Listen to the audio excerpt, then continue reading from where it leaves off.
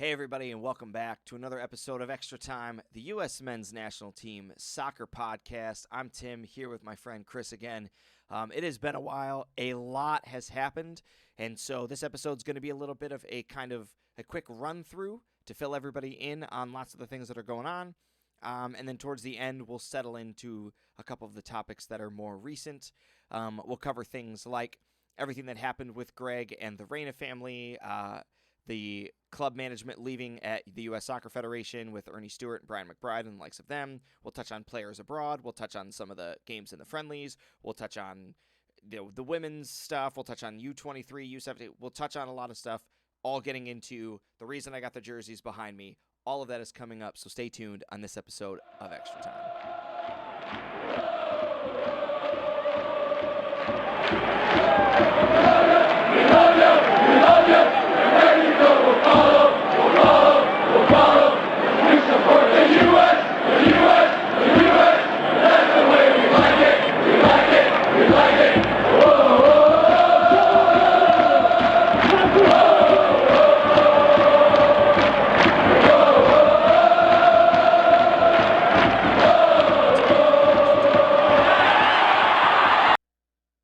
Chris, it is good to be back. I am so happy. It's been a while. It's been close to just after Christmas, right? I think was the last time we had a chance to chat. I think so, yeah. It's been a little more than a month. It's been a long time. So how have you been? How's your life been over this last month? Starting the new year off the right way? Yeah, it's been good. Nothing, no problems, no troubles, just kind of life as normal. That's good, man. That's good. Really glad to hear it. It's been pretty wild up here. I'm sure that you guys have having more beautiful weather, but it was 50 degrees here yesterday. So we went through a bunch of really nasty snow over like the weekend. It got sub-zero and it was pretty cold. And then 2 days later it was 50 and everything had rained and it was gone, and I was walking my dog without a coat on, and we were taking our kids outside without coats on. So I don't understand what Northwest Ohio was doing, but well, I think it was pretty similar everywhere, just at a different level, because we were over the weekend, we were below freezing at night, in the 30s during the day, and then today it was 70 degrees outside. So, man, living the dream. The freezing probably not so much, but living the dream. On a completely unrelated note, LeBron James broke the NBA's all-time points record last night. All that, yeah. Which is pretty cool, honestly, right? For any sport, if you get the chance to say that you now have the most points out of anything, right? That's it is pretty cool. Fantastic. Yeah. And in soccer news, Harry Kane, 200 Premier League goals. Right, he's third now, right? Yep. 200 Premier League goals. He's third for all-time Premier League goals, and he is number one for Tottenham with 276 goals. All against Manchester City, which, yes, will also be something that we're going to talk about that I missed in the intro. There is a lot going on. So we're going to start to kind of fly through this thing. Chris, it's been a while, but the Giovanni Reyna thing is kind of over. Saying Gio is actually kind of misleading, because it's really Claudio, his wife, and Greg Berhalter in the U.S. Soccer Federation. A lot of stuff has happened there. What's your, elevator speech take on how that all kind of panned out? Well, really, I mean, I'd like to focus on the one good thing about the whole situation, and that was that Gio himself kind of just stayed out of it. 100% agree. Yep. He has not said anything publicly. He had his one little thing of I thought this was going to stay in-house. It didn't, and he left it there. And he hasn't said anything about what his parents did. He hasn't said anything about Greg and the accusations against Greg. So I would say that's the positive to take from it.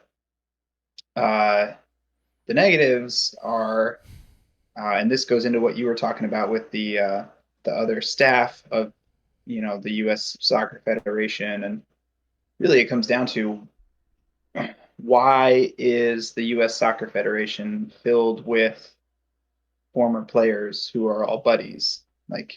Correct.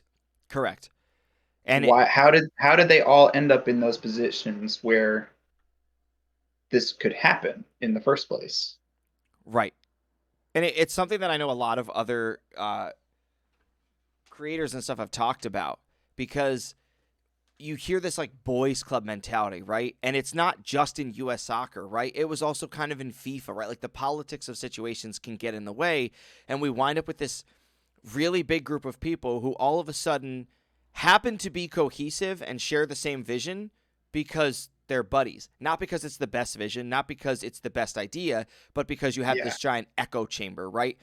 And while we don't have all the details of this, I'm really curious as to how this pans out, because I sort of feel the same way that you do, that it doesn't seem like it's a coincidence that Ernie Stewart is going to the Netherlands, right? It doesn't seem like a coincidence that Brian McBride is stepping down. All the reports I hear from them are that they're stand-up guys and that they made a huge impact on it and that they've really changed the game for U.S. soccer.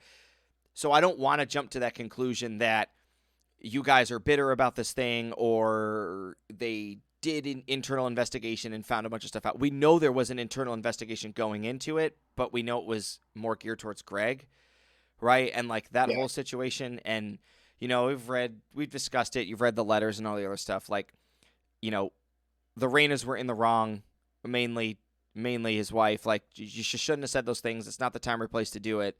It's not a good look. It's not a good reaction. And No, I'm glad it kept Gio out of it, right? Like, I was really worried it was going to hurt Gio and all of those things. I'm glad that he didn't get caught up in any of that, and I'm hoping that U.S. Soccer stays firm in their stances and can show everybody like that's not how we function, right? Like, we're not one of those snobby rich teams where mommy gets to get mad that her son's not playing, and so we fire the coach and play your kid, because that's not how it works. Yeah, that's not how professional sports works. And the U.S. men's national team is a professional team. Correct. So after that leaves and the federation steps down, we get into some friendlies, right? And so this was probably the first time that I just didn't catch them live, and I wanted to, right? And it had nothing to do with the fact that it wasn't the World Cup and it wasn't any of that. Like, I really wanted to catch these games because this is like a fun time, right? There's nothing on the line. Let's just get some young guys in here and let's just go for it. And I wasn't surprised in the first friendly with a lot of the players that we saw, right? We saw a lot of familiar faces, like in Cade Cowell, in Paxton Aronson, in Vasquez. There were guys that we knew were going to play, right? And in the first friendly, I think it was like Walker Zimmerman.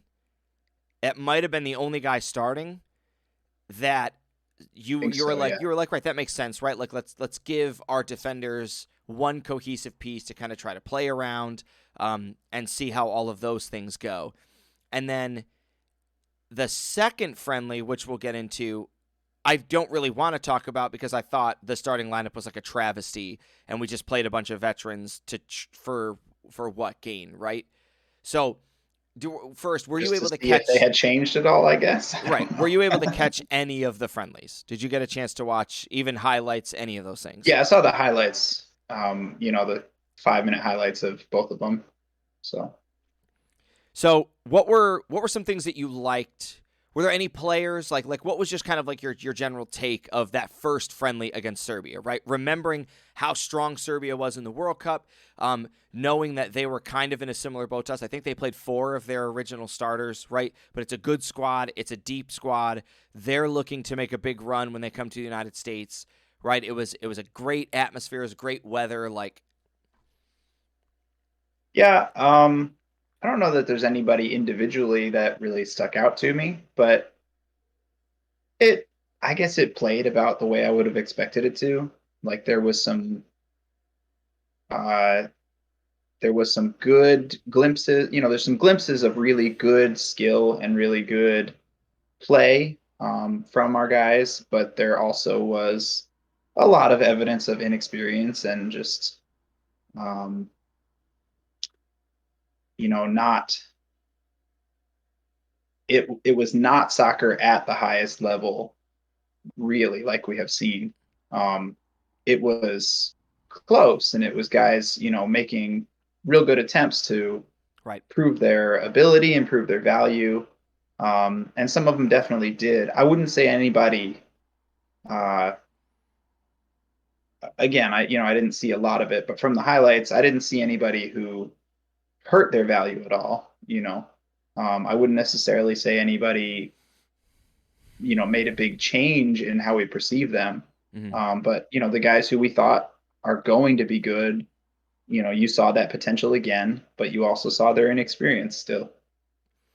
Yeah, no, 100%. And one of the takeaways that I had from the games that was echoed in a lot of the other content, a lot of their podcasts that I was listening to, was that even the players who we thought played well, even the players that impressed us, right? Like Cade Cowell out on the left wing impressed a lot of people. But if you watch Cade Cowell play the last time that he showed up for us, this didn't look a whole lot different, and Yeah. it didn't look a lot better, right? It was better than we saw before, but when you think about Cade Cowell's age, you think about the team that he's playing for, and you look at the guys that are behind me, right? These guys are an Yeah. arm and a leg above some of the guys that are their age. Yes, Excuse me, that are still exactly. doing the same thing. So, obviously development happens at different rates and maturity, happens at different rates. There's still room there, right? There were a lot of younger players that I was more impressed by, right? So, Mhm. Paxton Aronson, this is somebody that I think lots of people had hyped up. If you're unaware of who that is, yes, it's Brendan Aronson's younger brother. Okay. This is now another set of Who's siblings that are going to play for the U.S. probably national going to team. be probably going to be better than Brendan by the end of it. Right, he's got great potential to do that. And Yeah. if just fun fact, if you look up the number of siblings who have played for U.S. soccer, you probably won't recognize any of them. So that just goes to show you, I don't necessarily think we've had sets of siblings recently that have made it and actually gone somewhere. Maybe they played in like friendlies or a Nations Cup or whatever. I didn't recognize any of the names. But Brendan is very good, and I think Paxton is very good.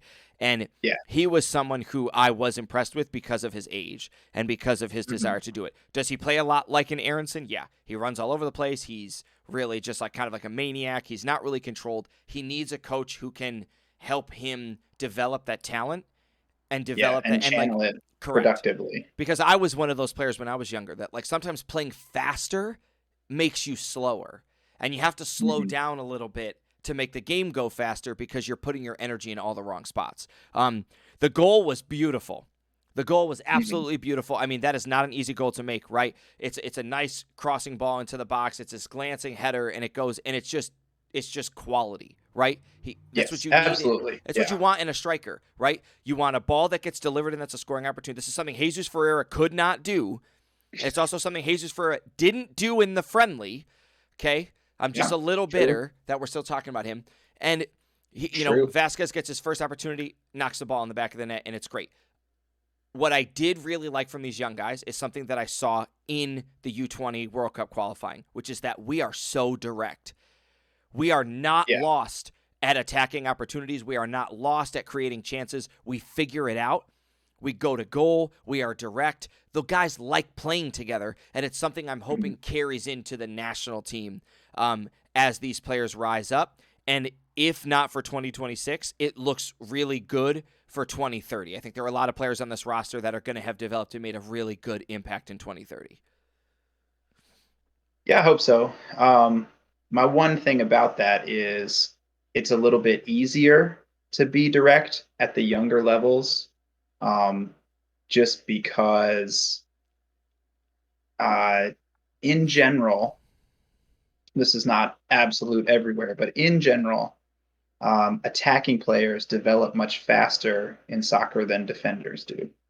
That's fair. Um, and so center backs, when center backs are 26, 27, is when they're reaching, their peak abilities because they figured out how to play the game. Versus, you do have the strikers especially who can be, they can start their peak in at 2021 and be that high level for 10 years, um, just because of the way that the nature of the positions and the way they're played. And so the it's much easier at a younger level to kind of to pick through a defense, in those, with those direct balls, than it is against the full men's teams because they have those experienced defenders who are much better at cutting out those types of balls. I think that's a really good point. And it's definitely something I can agree with, because when you think about attacking, you can get away with attacking as an individual. You really can't Yeah. get away with defending as an individual, right? Like, at the higher levels, whole teams defend. And it's not to say Yeah. that whole teams don't attack, right? Like the best teams in the world, their whole team attacks. But when you have somebody as good as Kylian Mbappe can get away with attacking by himself. We saw it in the World Cup final. You really Yeah. can't get Absolutely. away with defending by yourself against a player of that caliber, right? Against a player of Yeah. Messi's caliber. So, second friendly against Colombia. This is what I'm going to say. I'm not going to talk about the game. I don't understand what U.S. Soccer is doing. I will say that that's a rhetorical statement. I understood what U.S. Soccer was doing. Why are you using a friendly as MLS Cup prep, or sorry, MLS season prep? That's a joke, right? The guys that are on Yeah. this squad shouldn't be out here playing. Like, they can play their club friendlies, right? You chose this to be your season. You picked this to be your season length. This is not how we should be dealing with this. We had way too many guys, and I understand it's like 3 days later and you got to rest. There were a lot of guys, a lot of youth on that squad that could have come in and played, right? I don't need to see Yes. Walker Let them Zimmerman play. playing with Aaron Long, right? There's a decent We've chance, seen it. right? We've seen it enough. And there's a decent chance that neither one of those guys plays in 2026, right? Like, I don't need to see Kellen Acosta playing in the midfield. He's the captain and everybody's clapping. I don't care. Like, Yeah. it's not No, I good, agree with that. and it's Yeah. good for him. It's great that he's getting this, but like, what is it? You're not MLS in that moment, right? U.S. Soccer wasn't wearing the U.S. Soccer crest. They were wearing like the LAFC crest and the Atlanta FC crest and the Nashville FC crest, and like they were wearing MLS, and they were trying to get their players hyped up so they could make. And it's like, no, and it goes back to the Ernie Stewart, Brian McBride thing of like, there's this gentleman's club, and we're all kind of in with one another, and what's the main objective and what's the main goal, and is Greg coming in, and was Greg manipulated in his vision, and this and that, and like, obviously we'll talk about as we talk about future coaching prospects and stuff, but it's hard to see so many instances happen and then not start to want to believe like a conspiracy theory of, I bet this has been the plan all along. Yeah, and it makes sense. Obviously, you do want to develop the domestic league, and you want to promote the domestic league. But the reality is, your national team is not how your domestic league progresses. Like, that's not how you improve your domestic league. You improve your domestic league by attracting good players, which, yes, for now, MLS has kind of become like the retirement league for the European stars. But you have some that are starting to come earlier and earlier, and it'll never rise to the heights of the top five. I think we've talked about that before. It'll never be the big five, but it definitely could be that next level right below them. The Austrian league, the Turkish league, the Portuguese league. We could be on that level, but you're only going to get there by designing number one, your season being opposite everybody else's season. That right there is hurting you drastically. Right. And we saw that in the in the Club World Cup, right? And I didn't get a chance to watch this game because it just wasn't something that I was going to like prioritize in my life. And I haven't even watched the highlights, but the Seattle Sounders lost to, I believe it was like AF Arafat, right? And I knew about the game because the content creators on YouTube had these polls, and I picked, because it was like, who do you think is going to win this game? And I was like, AF Arafat. Like, because like, I'm not saying the Seattle Sounders aren't good, but I was like, they're probably as good as this team. It's probably going to be a pretty even match. And so why not go with the other team who's in season, who's playing, who's like at the peak of their game? And sure, it wasn't the best MLS team. It wasn't the best MLS team by a long shot.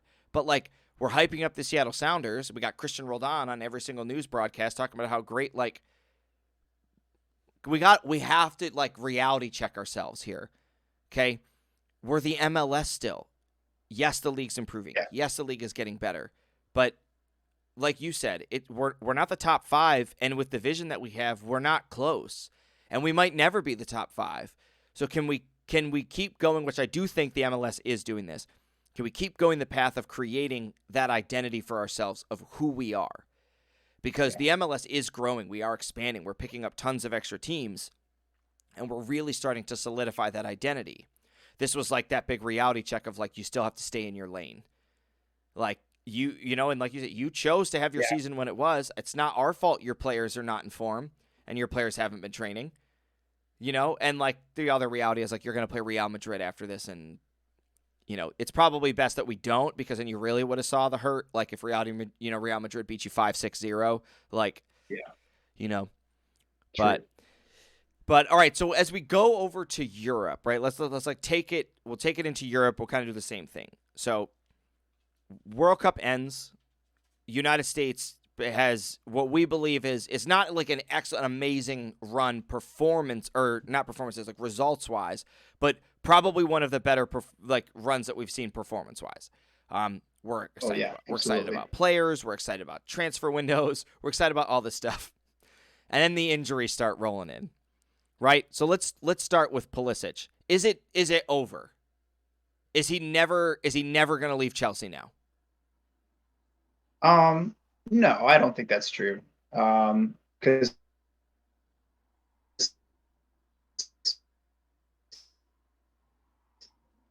he's going to be back, I think.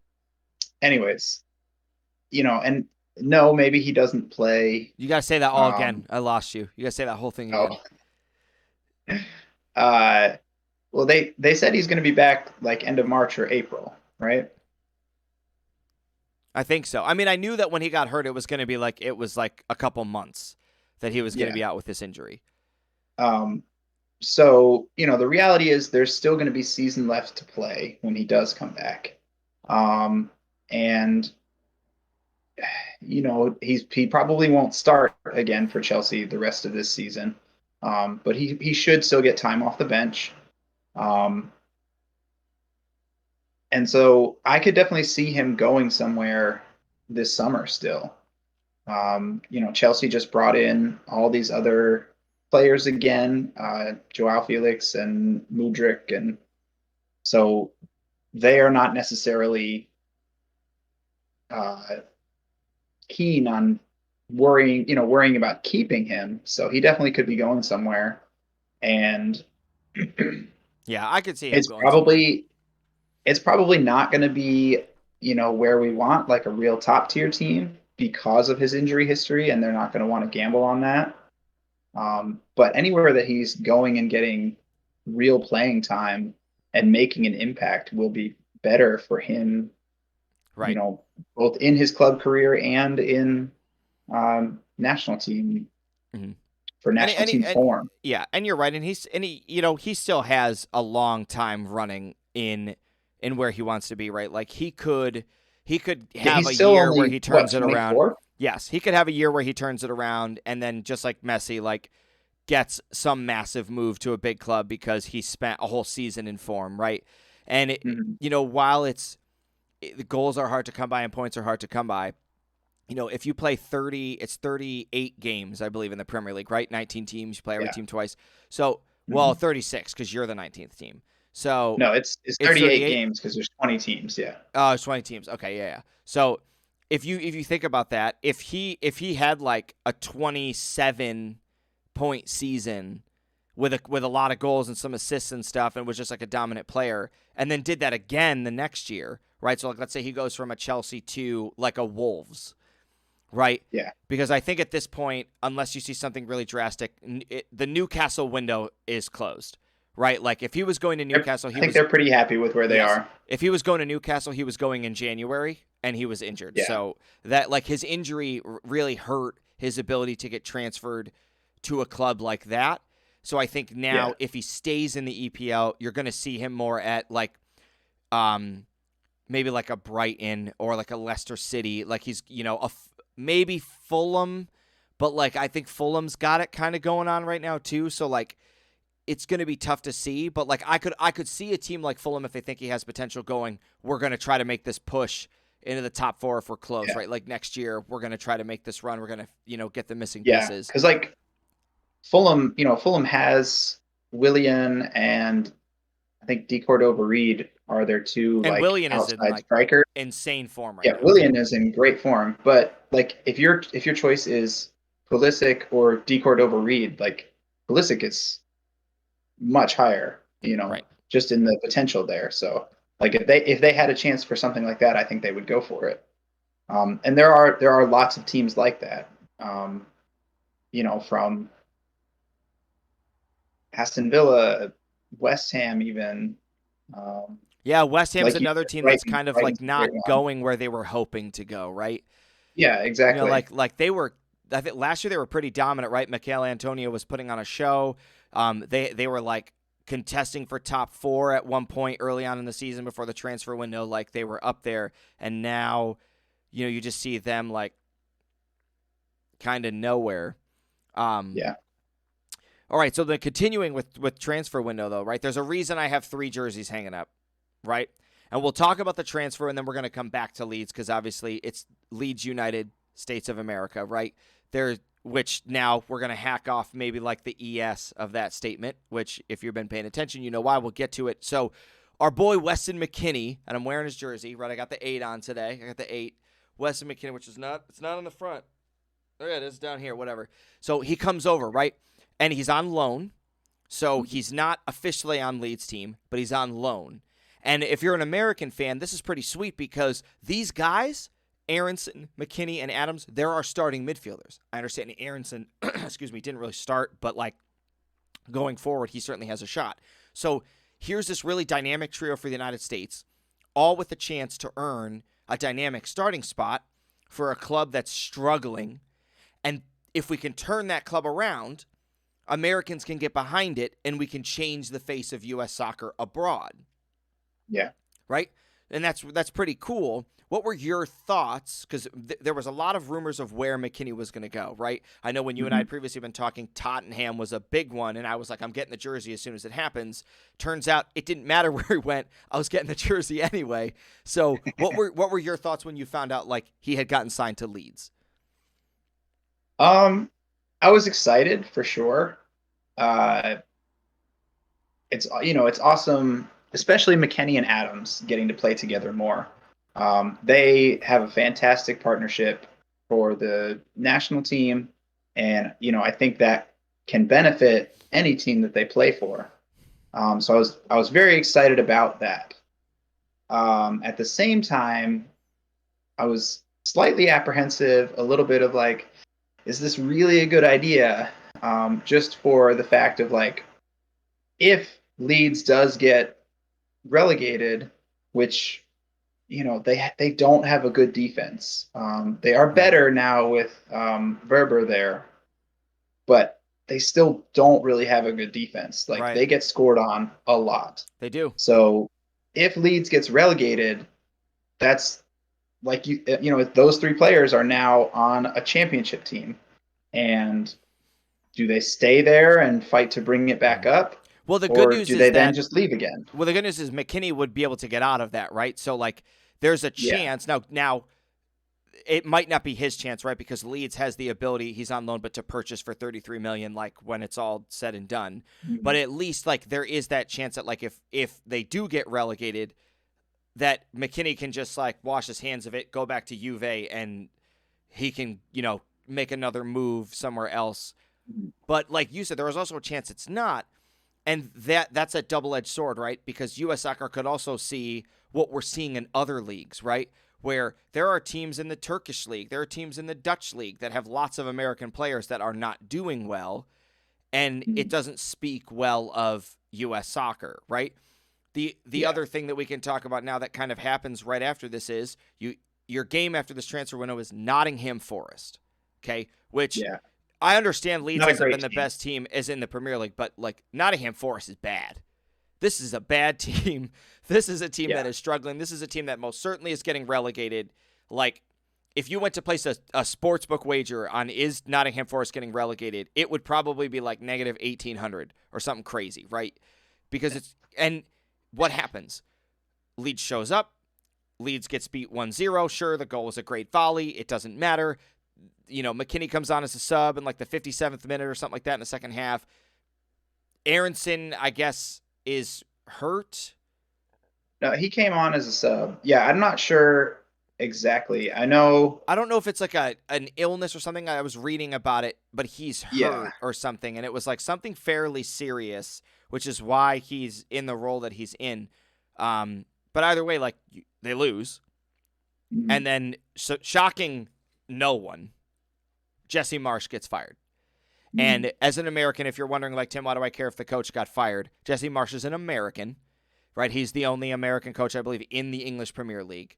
And he's one of the few, He's. like, I mean, top. he's the highest profile Yes, he's the highest American profile American coach. coach basically anywhere. Um, Yeah. and so it's not a shock to anyone that this happened because you don't get to be like have no results in 11 games and then like Yeah. lose your last 6 matches. Like you just don't get to do this. And it didn't matter what coach it was, right? He didn't get fired because he was an American. Your team's facing relegation now. You're one spot out of getting relegated. The season is closing fast. This isn't the time or the place for this. So is it going to be awkward for Weston McKinney and Uyghur and all them? Like maybe, but they also probably didn't really get to know Jesse that well because they were with Yeah. him for a week and then he got terminated. So I agree with you on all of those things. Like I think Jesse's going to be a bigger thing that we're going to talk about in a second. Um, but So I just looked it up. Brendan Aronson had appendicitis appendicitis. the That's week right. before It's the right. He Nottingham had Forest game. appendicitis and he had yes, those So symptoms. I do he remember that. came off the bench and, you know, I guess recovered okay. Um, but all that being said, too, Leeds played Manchester United today, and I mean, they looked really good. Again, they gave up goals that they were not great goals to give up because Right, their which is defense is rough not because when you're amazing. winning, you're up 1-0 Yeah, against Manchester United. And that was the they thing. were up So 2-0. they They were were up up they got two up zero in 2. the second half. See, Yeah. I was following on my phone and then obviously I'm at work, so like I couldn't. But when I was like reading the highlights and it was like up 1-0 and stuff. It goes along with exactly what you're saying. So Alexi Lawless, while sure as a Fox personality he can be pretty rough to listen to, his State of the Union or like State of the Soccer, I think it's State of the Union podcast, he says like pretty normal stuff. I think I've said this before. And he talked a lot about the problem with Leeds is that they're defending because in the games that they play, they're the better side. They have better chances. They see more of the ball. Like it felt a lot like US soccer, right? You just like Mhm. outplay a team for 90 minutes and lose 2-0 because you gave up two just totally boneheaded goals. And if they Yes, they can do that a fix lot. that, if they can fix that, right? Like you said, if they can plug that defensive hole, then you give the players like Aronson and Rodrigo when he's healthy, Adams, McKinney, like you give these players a place to shine and a Yeah. place to score these goals and to boost the club up because let's not forget, you opened the season with a win against Chelsea. It might Well, not and have they've been had the lots of first game, but other and they've had lots good of great, games. great results. Yeah. Great results. All right, so but continue with U.S. players. There's a guy that you've been following. I can't pronounce his name. He plays in what Serie the League One in France, Serie A in France. Yeah. I don't know what it's called. Liga, What's his name? Liga Un is what they call it in France. Faulan Borlin or something. I don't know if I'm saying it right, but it's Folarin Balogun. Okay, Um, and he's and American, he's English, American, English, Nigerian. and Nigerian. Okay, Yeah. Which is where the name comes from, all right. So what's obviously. this guy's deal? What's this guy's deal? He is 21 now, I think. And he has 12 goals, I think, and 2 or 3 assists or something in the French Ligue 1 is the French top division where, PSG plays. Um, he plays for Reims or Reims. I think Again, it's I Reams. I don't think it's speak Reams. French. Yeah. He plays, and they're like mid-table in the French league. They're not amazing as a team, but 12 goals in any top division um, is very good. So he is a very good player for his age. If you watch his highlights, like he has all the skills that you want in a striker, in a center forward striker. He's always attacking the goal. He has good positioning. He has good instincts. He has like the quick reflex finishing. He also has good shooting off of the run. Um, but the big question is he has played almost entirely. I don't think he has. Yeah, I don't think he has played any other international. He has played entirely in the youth system for England. Hmm. So the big question is he going to want to give up the chance to play for England to play for the United States? If you look at England, he's not getting ahead of Harry Kane for, Right. Harry Kane's going to be there It, for at least the next 5 years, yeah, you're probably. not getting past Phil Foden. You're probably not getting past Jack Grealish. Like, and you're Marcus gonna Rashford is on a tear right right, now. I right. mean, Rashford has scored something like 11 goals in the past 9 games or something for Oh yeah, Manchester he's United. just been So an like, absolute monster. He's back. You know what I mean? And I like yeah, oh yeah, Rashford went away for a little while, but he's back. yeah. So he's going to have a basically he's going to have a lot of competition for being a striker on the England national team. Maybe that's what he wants. Maybe he wants to be in that competition. If he does, all the power to him. But the reality is, if he chose to play for the United States, like he's our number one striker by several yards. Right, by a lot. He's our number one Yeah, striker by a lot. Yeah. So I mean, and that's exciting, right? It's exciting for the United States. I know that yeah, there's always going to be talk of these multi-international players and where are they going to go and get them to and sign. But like we have those that's players on our squad, right? Like Serginho Dest and is that well, and one. that's the hard thing about talking about Greg Berhalter and if he's still going to coach. He's the one who did a really good job of recruiting and convincing all those players, Mm-hmm. Yunus Musa, Serginho Dest. Um, you know, Anthony Robinson, yeah. you have to give you have to give him that credit. Like he did that. He did a fantastic job of showing them the vision for U.S. soccer and saying like, "Come play for us," and they Right. came. I can get you And there. You have a spot on this it's team. been wonderful for us. So do we want Greg to? And I guess that's my. Let's have I don't know if the position exists. Let's have Greg be our director of player personnel and somebody else be our head coach who can actually come Mhm. up with strategy. Yeah. All right. So let's talk about that though. Let's talk about that. Right. Yeah, We'll touch base on Gio in a second.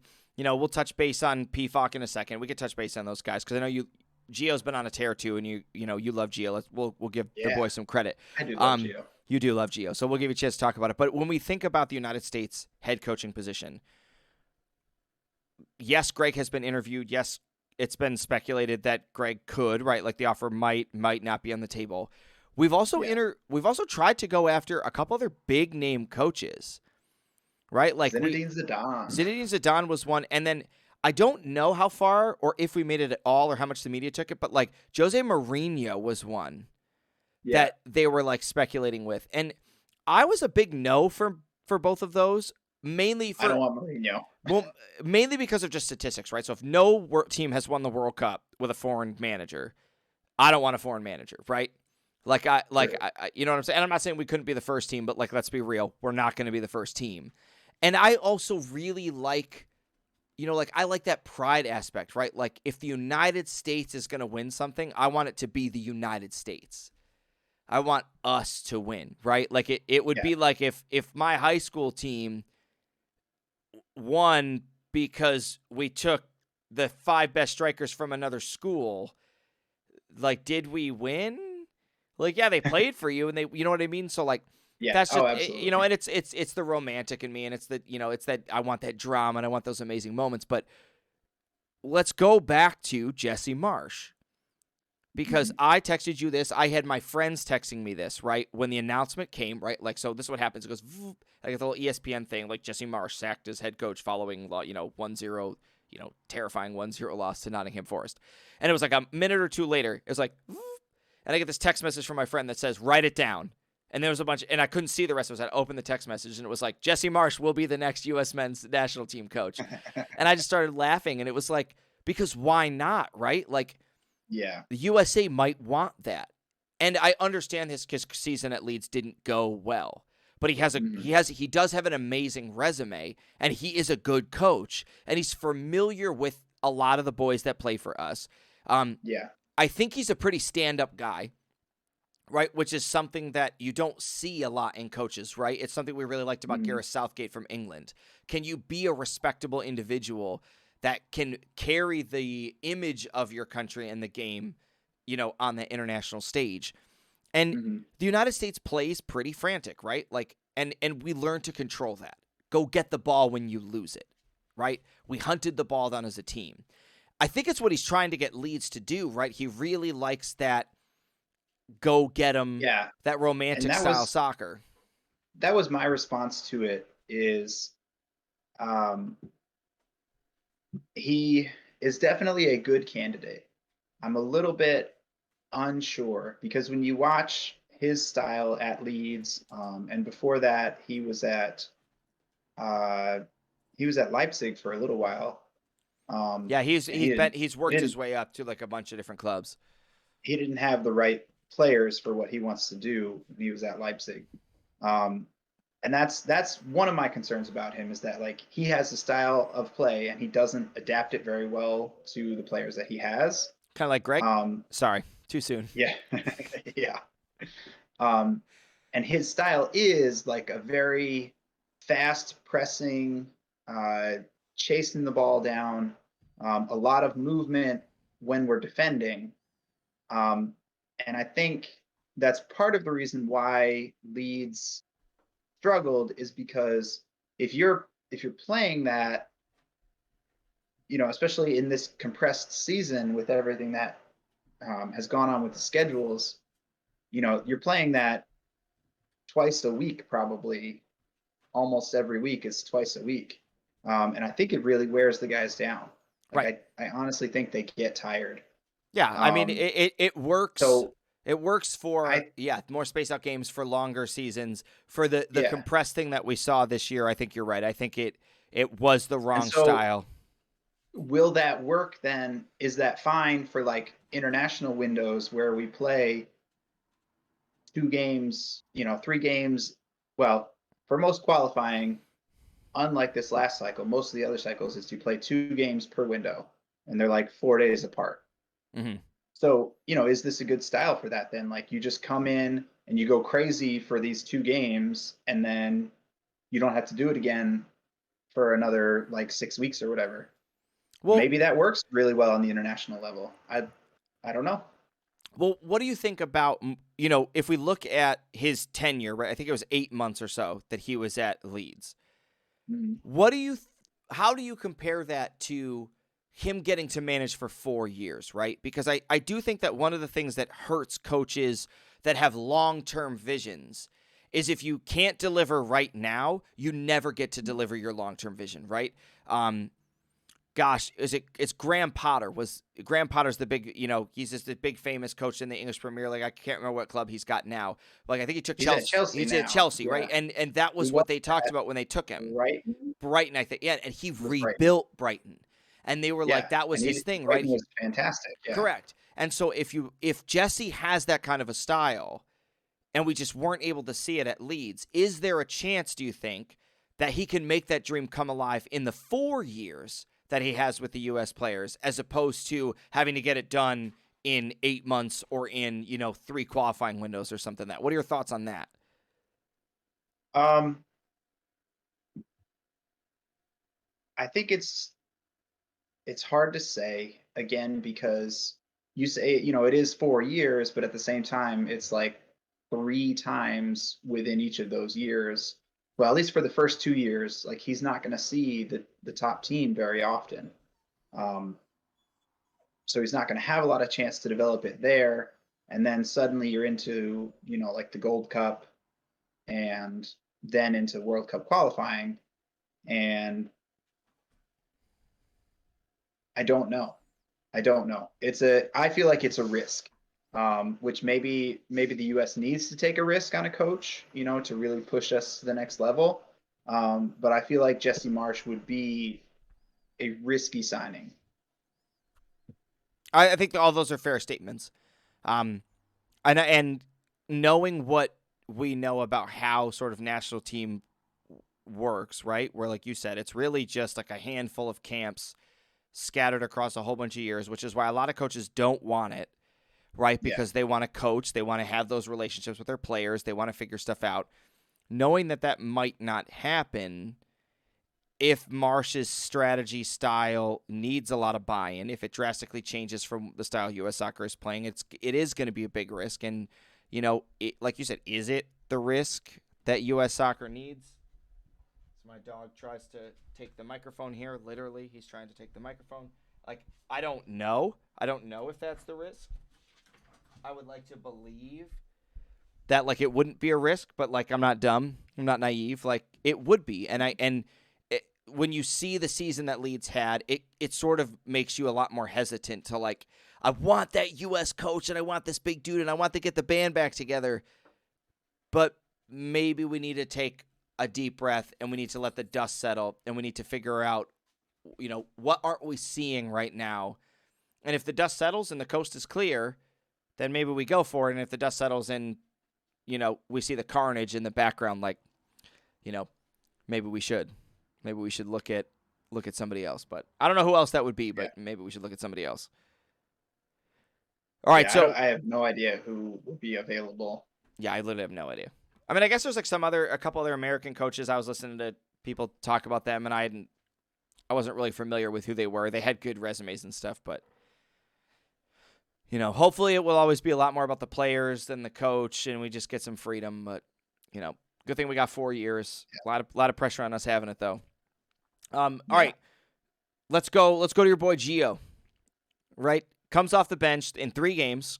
Right, he scores 3 goals. Yeah. All right, and now I'm gonna use something I've heard. I'm gonna play devil's advocate here, and I need you're gonna get a response off of this. Gio scoring 3 goals off the bench justifies Greg Berhalter's statement that Gio deserves to be a player who comes off the bench because that's where he's the most effective.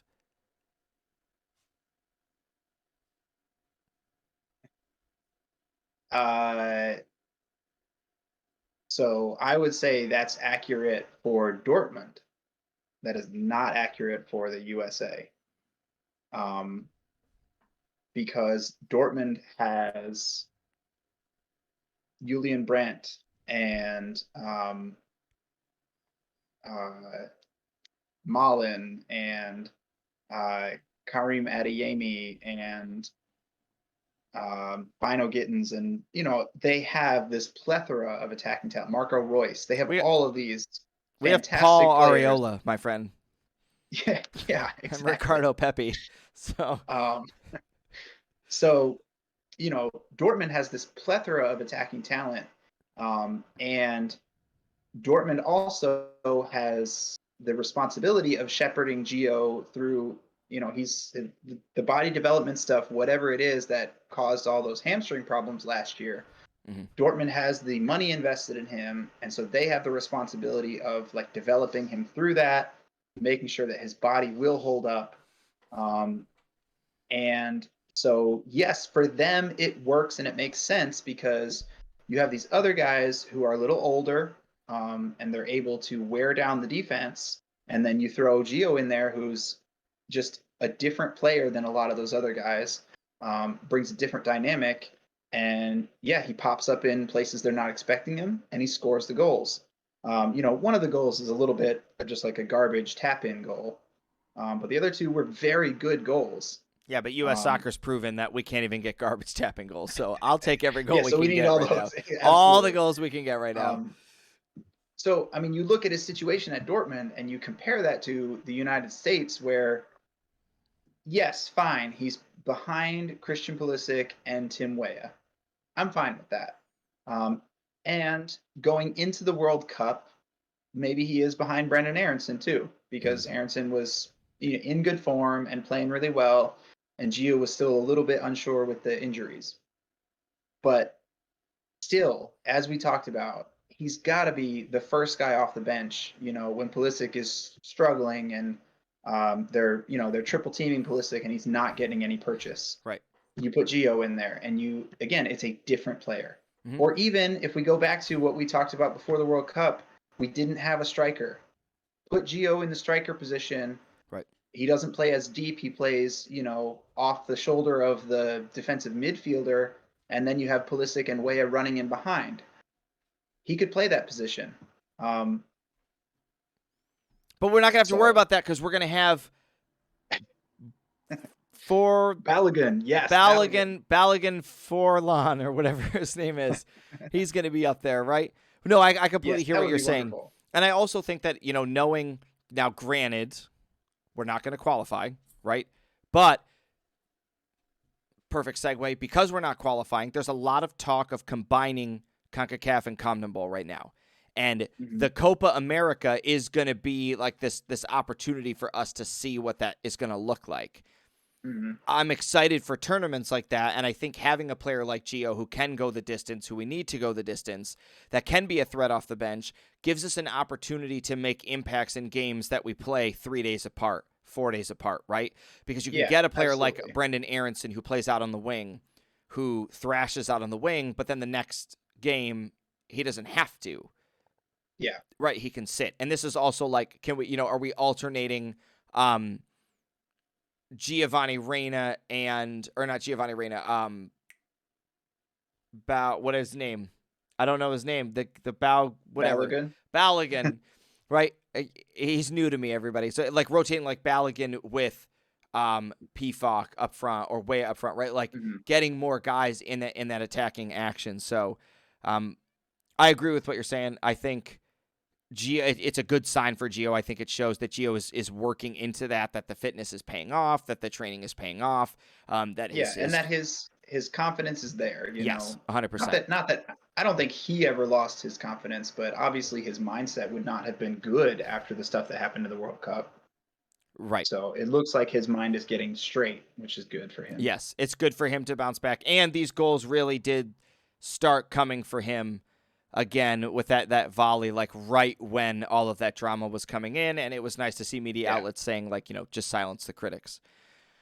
All right, so, Pifok also playing in the Bundesliga. I think his team's currently sitting atop. Like, he's scoring some goals. He's playing great. I don't really think anybody's opinion on him has changed at all. Right, it's not really worth like doing a deep dive on Pifok because he's still kind of there. Yes, he's a little bit cooler than he was before the World Cup. We don't know why he didn't make the squad. We're getting a new coach anyway, so as long as he can keep putting up the numbers, hopefully we get to see him. Yes, I think. Yeah, we talked about. I thought he deserved to be on the squad at least for the World Cup, and so if he can just keep performing, then I think he'll get back there. Yeah.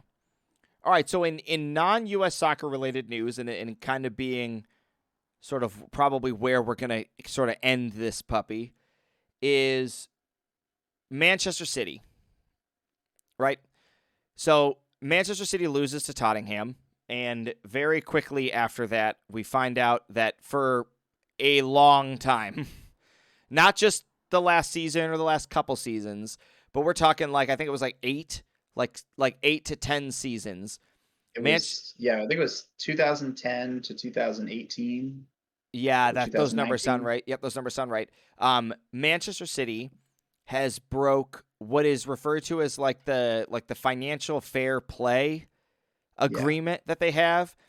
And so to really like not have to go into too much of the specifics, basically Manchester City was reporting their books in a manner that was inaccurate, right? So they were basically saying that money was either not being spent or was being spent on another thing that was being spent on something completely different.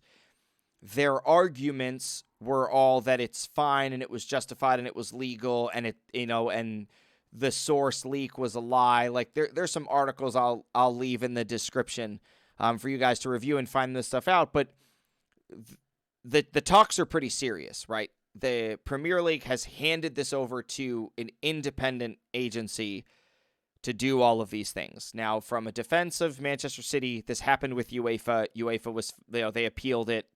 Nothing happened. I have a conspiracy theory question I'll ask first, and then I'll give your opinion on your thing on Man City. Do you think this has anything to do with sort of like a World Cup retaliation, right? That like the spotlight for the World Cup is over. We know who owns Manchester City. And so now it's similar to what the United States did to FIFA when we lost out on the bid, right? Are there any chances that that might be what's at play right now? Um, maybe. I mean, I won't say that's a crazy thing to think about. Um, but at the same time, the reality is, that UEFA investigation had been going on for a couple of years. And the Premier League has probably been, investigating this quietly for long before the World Cup. Um, but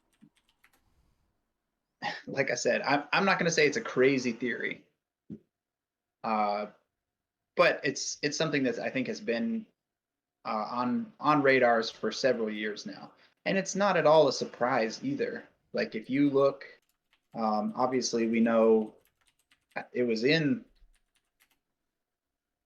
the late 2000s that I don't remember exactly what year that they bought City, and they spent a whole lot of money to bring in a whole bunch of players and completely change it. Mm-hmm.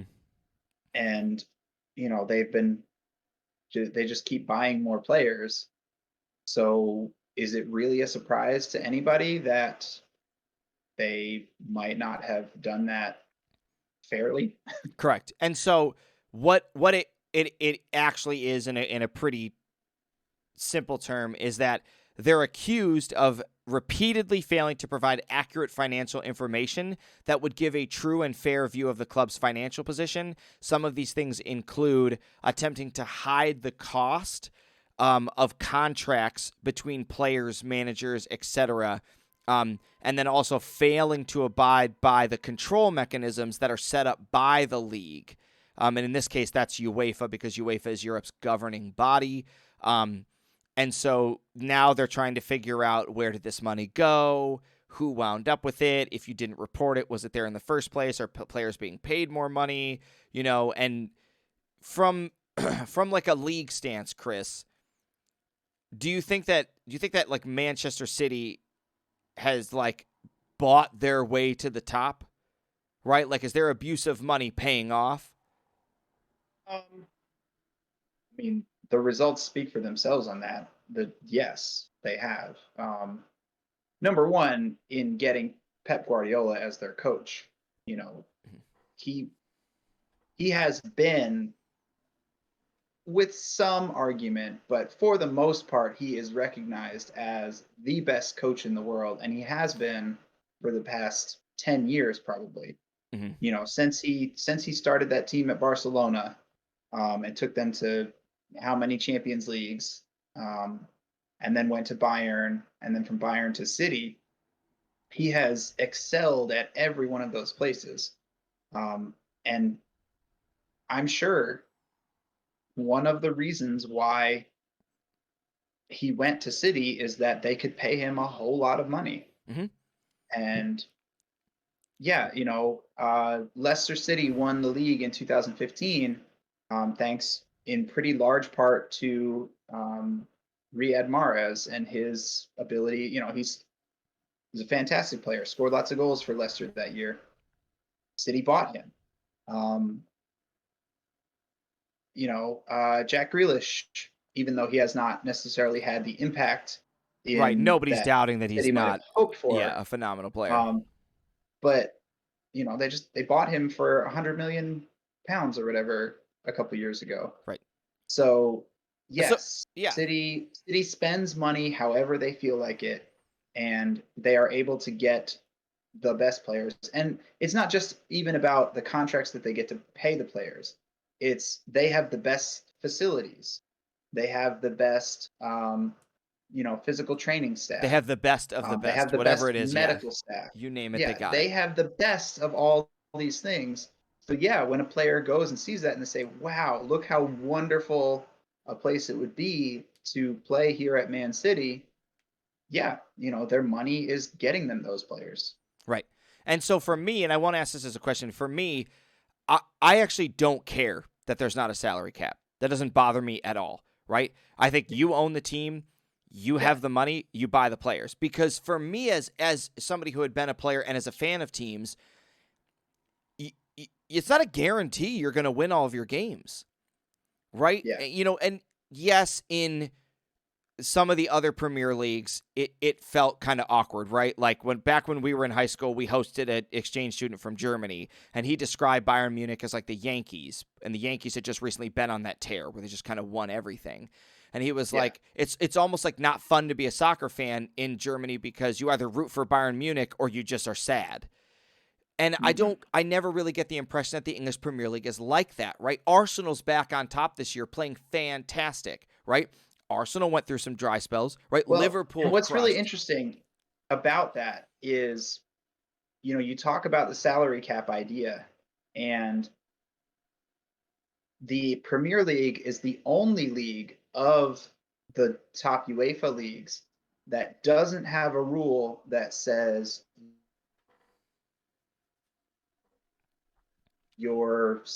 be bigger than and this is not transfer fees. This is just like contract wages that you pay the players.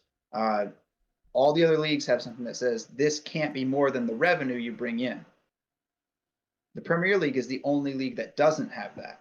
Yeah, they're like, if you want to run your club into the ground, run your club into the ground. We don't care. That's why you have things like, Abramovich buying Chelsea and spending a whole lot of money on players and coaches and them winning the league sometimes. But what's interesting to me is Bayern is like that because they are the most popular team in Germany. And so they have the most jersey sales. They get the most television revenue because their games are on TV the most. So obviously that means they have a higher payroll and they can pay their players more because they're earning more and they're generating more. Mm-hmm. So is that fair? If you look at all the other leagues, Bayern, now not this year, somehow Bayern has been struggling this year, and you have like 5 teams real close to the top of the Bundesliga. Yeah. But normally it's Bayern runs away with it. If you look at La Liga, it's Real Madrid or Barcelona. Occasionally, Atletico has been in there a couple times. Atletico, right? Occasionally, there's occasionally a couple other teams that might like challenge. Villarreal, I think they had like one season. Yeah. But the reality is it's almost always Real Madrid or Barcelona. Right. Ligue 1, the French league, since it's been PSG, right? It's been PSG since it was bought. It's been PSG, I think, every year without challenge. The Italian league, they have some more teams because AC Milan and Inter Milan both had their ascendancies. Juventus has had different times.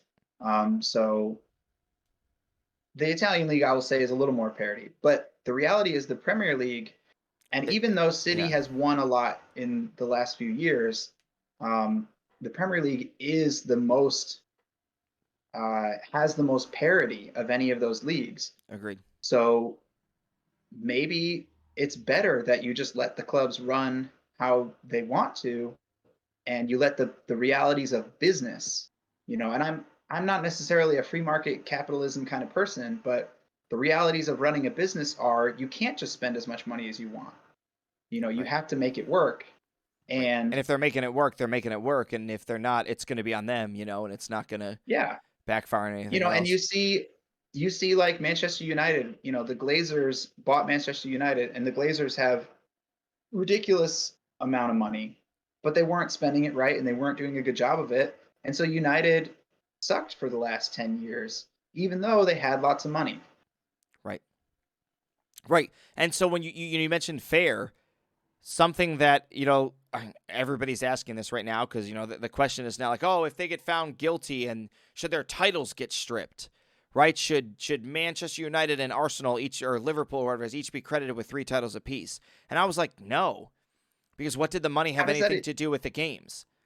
Well, and what does that even matter? Right. And it's like when we think about consequences and punishment, I think it's very important that the consequences and the punishment go to the offenders. Right? So if the owners of Manchester City are failing to disclose where their money's going, Kevin De Bruyne doesn't lose a title because Kevin De Bruyne is not the one filling out their tax information and doing all their book audits. He's not the one Yes, on absolutely. on the media saying anything. He's playing the game. And the reality is, since there wasn't a cap and since it didn't matter when anybody was getting played, if they played better than everybody else, they played better than right? That's it, plain and simple. Yeah. Now, if you relegate the club, that's different, right? You're making a punishment on the club. Does it have collateral damage to the players, staff, families? It absolutely does. But Ridiculous would ultimately, that be? right? But ultimately, it's on the table as a consequence. I think it's on the table for like the buzz, right? The clickbait. Oh, Man City could get relegated, right? I don't know how likely it is, right? And even stripping them of points and stuff, none of those things seem relevant. I think you're either issuing fines or doing what we just had done to. Honestly, if I can just throw this in, wasn't there an NBA? Honestly, if you set Man City, if you put them all the way back to 0 points now, even at this point in the season, they probably still don't get relegated. Oh, there's 100% they don't get relegated. I think Nottingham Forest has like 9 points. Like exactly, Man City wouldn't get relegated, right? And so like when I think about those things, there is a drastic impact on being relegated, right? And not because Man City wouldn't come right back to the Premier League next year, right? Because but they would lose a lot of money. They would lose a lot of money. Lose a lot of money. And maybe they wouldn't care, right? I think you like banning them from international club competitions, right? Banning them from Champions League, banning them from FA Cup, like things that are going to hurt them revenue-wise is where you want to go, because if the club owners made errors in attempts to hide money or make more money, then that's where you want to try to, hit them or punish them. But I agree with you that like, what is it going to, it's not going to matter. Like, so the bottom 3 teams right now are Southampton, Bournemouth, and Everton. Everton has 18 points. So that's 6 wins. City are definitely getting 6 wins before the end of the year. So even if you drop them all the way back to 0, they're not getting relegated. Right. Yeah. Well, so I mean, it's just crazy. Like, there's all the talks and all the stuff and the drama and all the blah blah blah blah blah. Like, I get where you're coming from. I get where you want to hand out the punishments and stuff. But like at the end of the day, like getting punish to spend the owners, punish the people who are running the club. Yeah, and getting to spend tons of money is what makes the game fun, right? And I just genuinely like that the Premier League just has super competitive teams. And if you have the money, you can spend it, because I think that's the way that it should work, right? Like it's the owners' money. If they want to buy a team, if they want to do whatever, they should get to do this, right? We should all be excited because we want to see Wrexham United get all the way to the Premier League. I want to see Wrexham in the Premier League. Right. Speaking of, let's end on this because it's totally unrelated to anything else, and I just want to talk about it.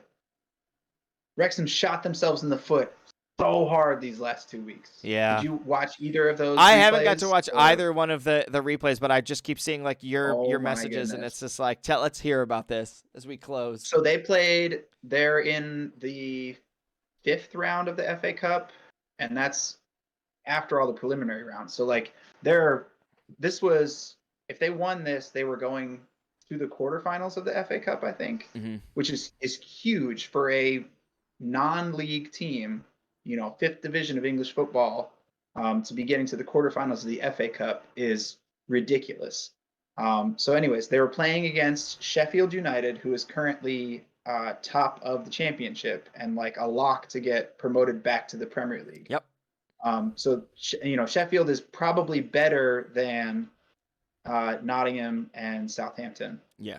And if we just had to guess, they're probably better than them.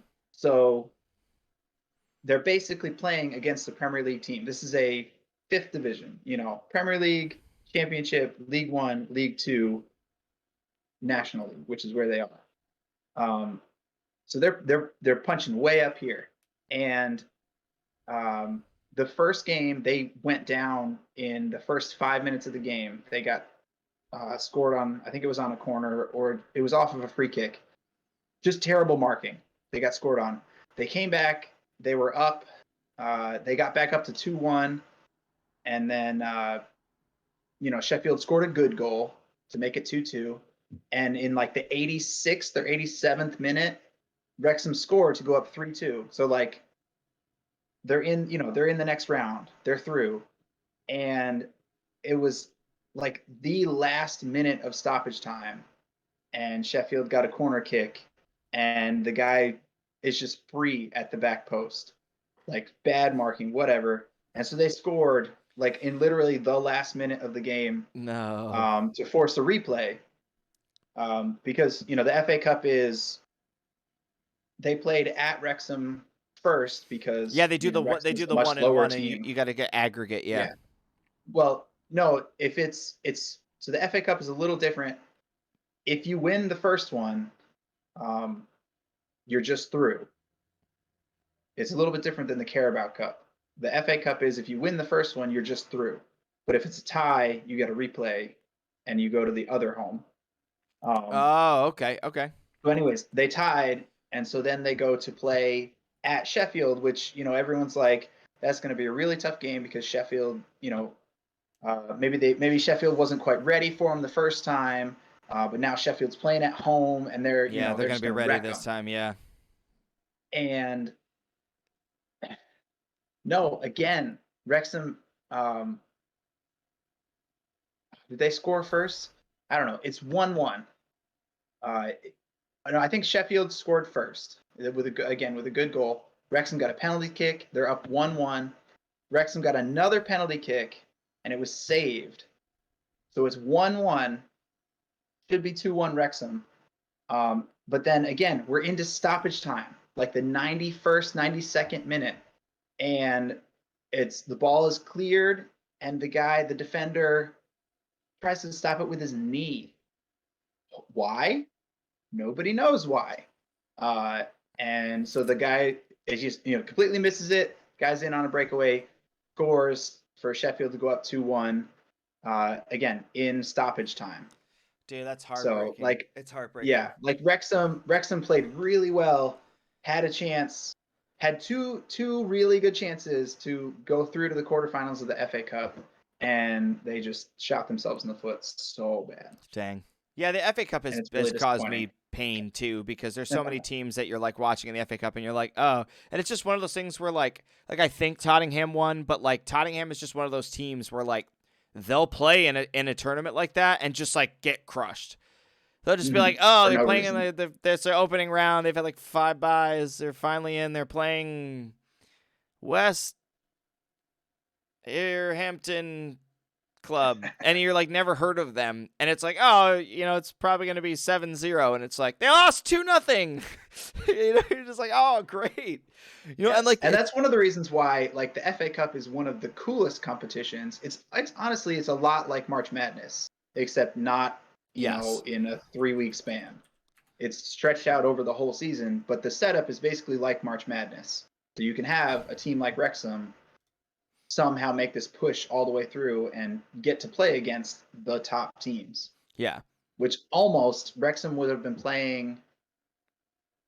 Oh, I don't remember, but they would have been playing against a top Premier League team in the next round if they had won. yeah. I was gonna say, so they would have been playing Tottenham, Yeah.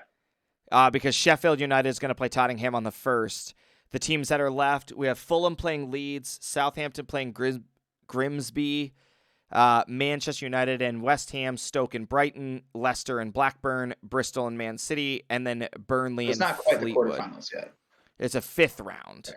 So, Mm-hmm. but I mean, right, like, and that's sweet because there's some cool teams that have kind of made it all the way in. I mean, like Tottenham absolutely smoked Preston. All right, so I made like one of those like multi parlay bets on the FA Cup, and I literally just like picked like 7 matches, and I picked West Brom because they used to be in the Premier League, and Bristol spanked them.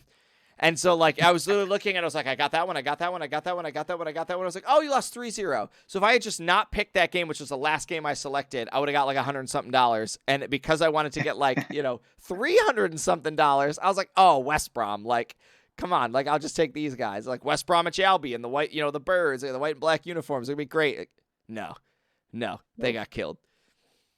But Anyway, so it's cool. It's good to be back, guys. We want to thank you guys for tuning in to this podcast. We covered a lot of stuff. We're going to have timestamps down below, articles, videos, all that good stuff. Let us know what you think Manchester City's consequence should be. Let us know who you think the U.S. men's head coach should be. Let us know anything, right? Who you think Pisoch is going to go to. If you think McKinney's going to go, is Leeds going to get relegated, whatever it is, we want to hear about it. We appreciate you guys tuning in, and we will catch you guys next time.